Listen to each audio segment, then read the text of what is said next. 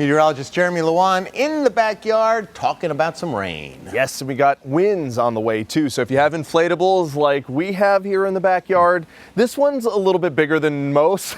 So it might not end up going anywhere, and it's very securely attached to the ladder that it's on. But if you have inflatables, tomorrow they might end up down the street if they're not securely attached to your front porch. Wind gusts up to 40, even 50 miles per hour in some of the hilltops. So just be prepared. It's going to be a windy, raw, and wet day tomorrow, and we've already got some of those showers entering parts of the region. Here's what it looks like live over Williamsport with those drops on the lens and temperatures falling. We're at 46 right now with winds still not all that bad. Variable at only 3 miles per hour. They will be ramping up by our morning tomorrow.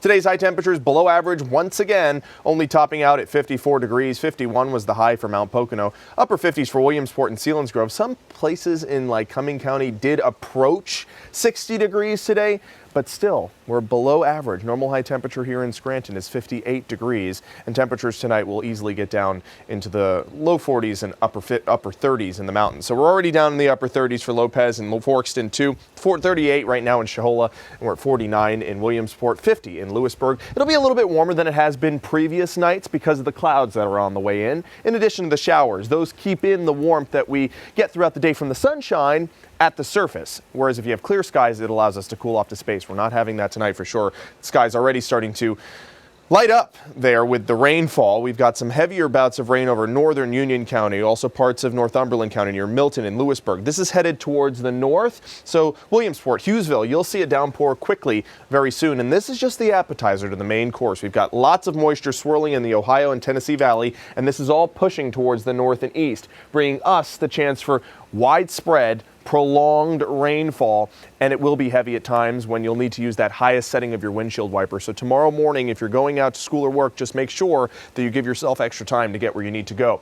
But this system will bring us a lot of rain, but it'll also be responsible for keeping Melissa off of the eastern seaboard, which is now a Category 2 hurricane, expected to intensify once again after it lost some of its energy passing over Cuba and Jamaica. Probably will intensify to a high-end Cat 2 as it makes its pass towards Bermuda, and might bring some hurricane force winds to Bermuda as we head towards the end of the week. So here's future clouds and radar. Downpours tonight. They'll continue throughout your morning hours. Here's the picture during your commute between 4 and 8. Widespread downpours for everyone. The winds will start ramping up. This will be, again, very intense rainfall. We're not expecting storms until possibly later in the afternoon, because with that system, there's also a cold front. And the cold front is pretty vigorous, and it'll force this lift. Notice how there's a line over eastern Pennsylvania, and that line could linger for quite a while. There's the picture at 12. Here's the picture at 2.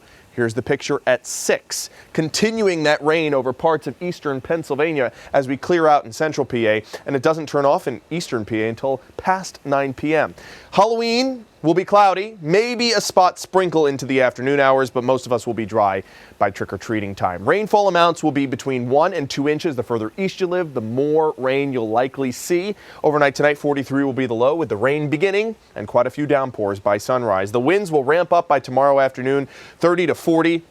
Approaching 50 miles per hour in some spots, and then it continues to be breezy on Halloween too, but it'll be coming out of the north and west, which brings in a cooler feel, and winds will be gusting 30 to 40, if not near 50 miles per hour Friday afternoon. So make sure you bundle up the little ones if you're taking a trip to a spooky graveyard. Here's your trick-or-treating forecast.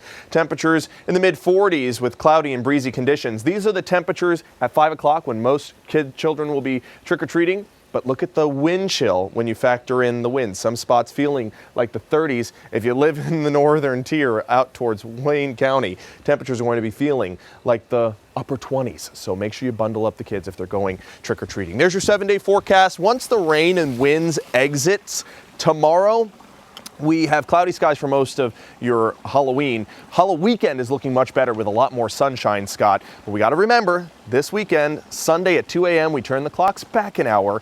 And sunsets, tonight, we're past 6 p.m. But on Sunday, we'll be at 4:56. I'm not looking forward to that. And neither am I, and we won't see those 6 p.m. sunsets until March 8th. What are you going to do? We're going to wait till March 8th. Yeah, that's our only choice. Thank you, Jeremy. Yep.